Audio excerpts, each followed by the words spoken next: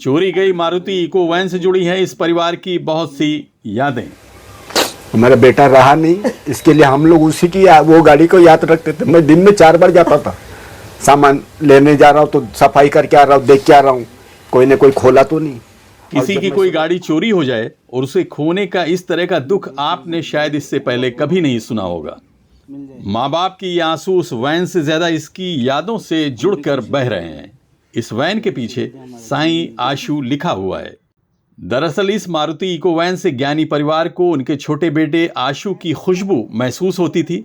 ये गाड़ी भी आशीष ने ही पसंद की थी और अब आशीष इस दुनिया में नहीं है, इसलिए जैसे ही इस परिवार में आशु का नाम लिया जाता है तो इस घर का माहौल पूरी तरह से गमगीन हो जाता है। और हम अभी 2-3 दिन से रोज़ जा रहे हैं। अभी उन्होंने हमारी कंप्लेंट दर्ज की, बोले अब डिटेशन वाले करेंगे हमारे बाद में। अभी हमारे को कुछ नया नहीं मिल रहा है, हम क्या करें। हमारा छोटा मोटा बिजनेस है तो मैं क्या करूं, मैं हार गया एकदम। और मेरे गाड़ी में मेरे बेटे का नाम लिखा है, हमारे बेटे की याद सता रही है हमारे। क्या लिखा है गाड़ी पे? साई आशु। उनका एक बोल था कि पापा आपको इको लेना है, इको ही लेना है। मेरी गाड़ी जूनी है भले या नवी है, लेकिन मेरे बेटे की याद सता रही मुझे। तो अब मैं क्या करूं, मुझे नहीं चाहिए। तो ये गाड़ी अपने छोटे बेटे के याद पे लिया था मैंने। अच्छा, उन्हीं की पसंद पे लिया था? हाँ, क्या आपको जो पसंद है वही गाड़ी आप लेना। ये जो दोनों भाइयों के बीच का कोई बड़ी गाड़ी लेना नहीं। हम लोग चाली में रहने वाले इंसान हैं, हम कहाँ रखेंगे। आपकी जो पसंद है वो। उसका जो बोल लास्ट वर्ड था कि आपको इको पसंद है, आप इको लेना। मैंने इको ही लिया। मैं छोटा मोटा धंधे वाला इंसान हूँ, मैं कहाँ से आप ये करूँ। मेरे पास पैसे भी नहीं, मैंने लोन पे लिया था, मैंने थोड़ा थोड़ा करके लोन भी पिटा दिया। अब मेरे बहुत वांदे हो गए। मैं रोज़ आ रहा जा रहा हूँ रिक्शे में ले के। कोई कस्टमर का कपड़ा मैं भूल नहीं जाऊँ रिक्शे में, जिसके लिए मैं बहुत परेशान हूँ। तो मैं क्या करूँ। तो मेरे को आपसे गुजारिश यही है कि मेरी गाड़ी मुझे मिल जाए। और मेरी औरत जो है कैंसर पेशेंट है, एक बार नहीं 2-2 बार कैंसर पेशेंट है।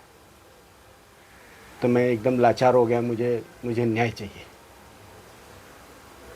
तो पुलिस के किन साहब से आपसे बातचीत हुई? जो सीनियर जो है? सीनियर है वो माने शिंदे, संतोष माने।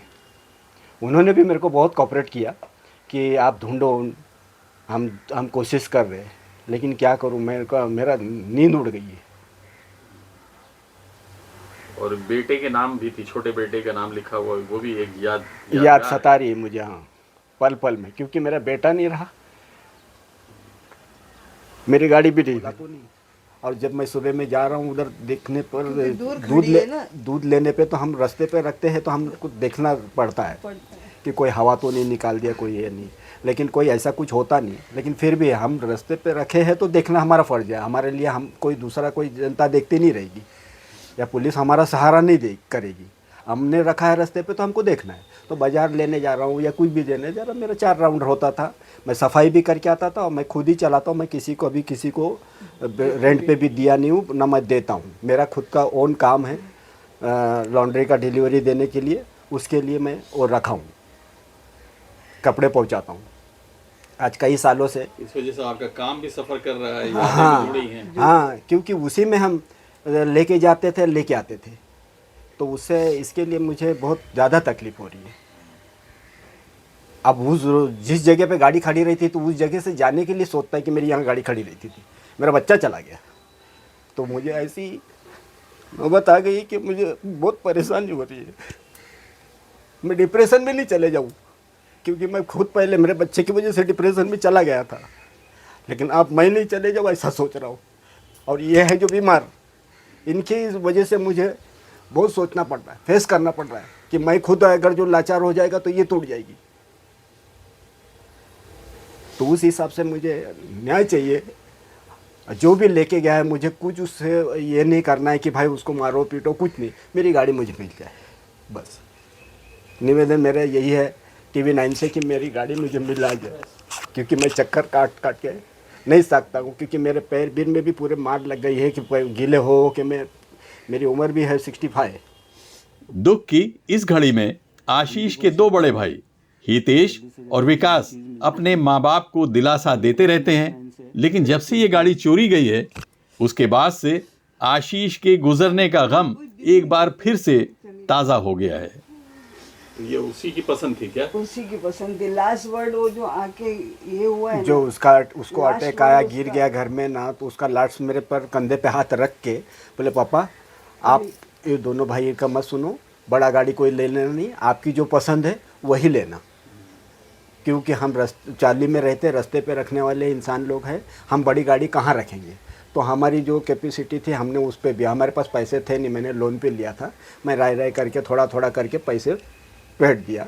अब मेरी गाड़ी की जो याद सता रही मेरे बेटे की, वही तो यही हमारी कामना है कि हमको हमारी गाड़ी मिल जाए ताकि हमारी बेटे की याद हमारे से जुड़ी रहे। मेरा भी कहना वही है कि अगर मिल जाए तो मेरे बच्चे का ऐसा लगेगा कि मेरा बच्चा वापस आ। हमारा बेटा रहा नहीं, इसके लिए हम लोग उसी की वो गाड़ी को याद रखते थे। मैं दिन में 4 बार जाता था, सामान लेने जा रहा हूँ तो सफाई करके आ रहा हूँ, देख के आ रहा हूँ कोई ने कोई खोला तो नहीं।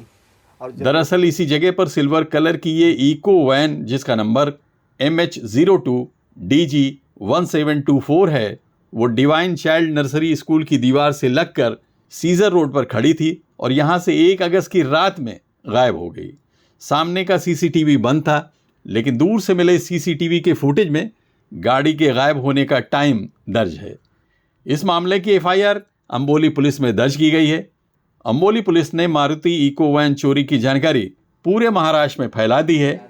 ज्ञानी परिवार की भावनाओं को समझते हुए अंबोली पुलिस के बड़े अधिकारी चोरों को पकड़ने में खुद दिलचस्पी ले रहे हैं। आप में से किसी को भी इस गाड़ी की कोई भी जानकारी मिले तो आप अंबोली पुलिस या फिर इसके मालिक के मोबाइल नंबर 8108540020 या फिर 9702627920 पर जानकारी दे सकते हैं। राज बिंद्रा के साथ आबिद नकवी, प्रेस 9 न्यूज़, मुंबई।